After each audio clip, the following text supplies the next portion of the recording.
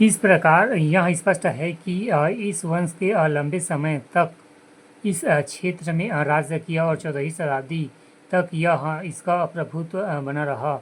यह वंश कलचुरियों की अधिसत्ता को स्वीकार करता था और यह वंश गढ़मंडला के राज्य एवं कलचुरियों के मध्य एक महत्वपूर्ण कड़ी के रूप में विद्यमान था। मड़वा महल एवं भोरमदेव इस वंश की कला में उत्कीर्ण उदाहरण है एवं भोरमदेव संभवतः एक आदिवासी देवता है जिसको समर्पित इस मंदिर का निर्माण राजा गोपाल देव द्वारा ही 1089 ई के आसपास करवाया गया था। जबकि मड़वा महल जिसे दूल्हा देव भी कहा जाता है वस्तुत विवाह मंडप था का निर्माण राजा रामचंद्र देव द्वारा 1349 ई में करवाया था। भोरमदेव मंदिर को नागवंशी राजाओं की एक महत्वपूर्ण देन है जो 9वीं से 10वीं शताब्दी के निर्मित खजुराहो से मंदिरों से प्रेरित एवं चंदेल शैली एवं नागर शैली से निर्मित वास्तुकला का उदाहरण है।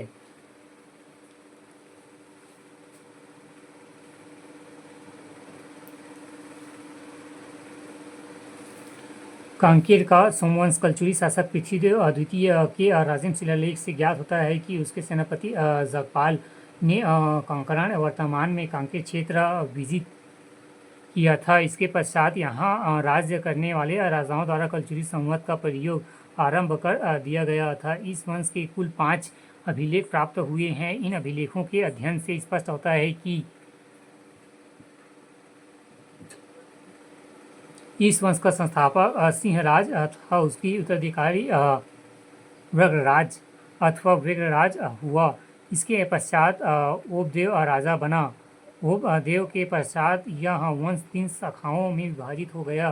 पहली शाखा के विषय में कर्णराज के सिहावा अभिलेख शक संवत 1114 अर्थात 1191 ई से जानकारी मिलती है जिसमें उसे ओपदेव का पुत्र कहा गया है। दूसरी शाखा के विपरीत पंपराज के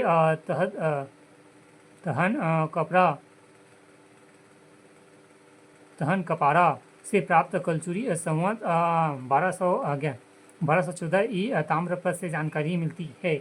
इससे ज्ञात होता है कि पंपराज के पिता सोमराज ओपदेव के पुत्र थे। तीसरी शाखा के विषय में भानुदेव के शक संवत 1242 अर्थात 1320 के कांकेर शिलालेख से विवरण मिलता है।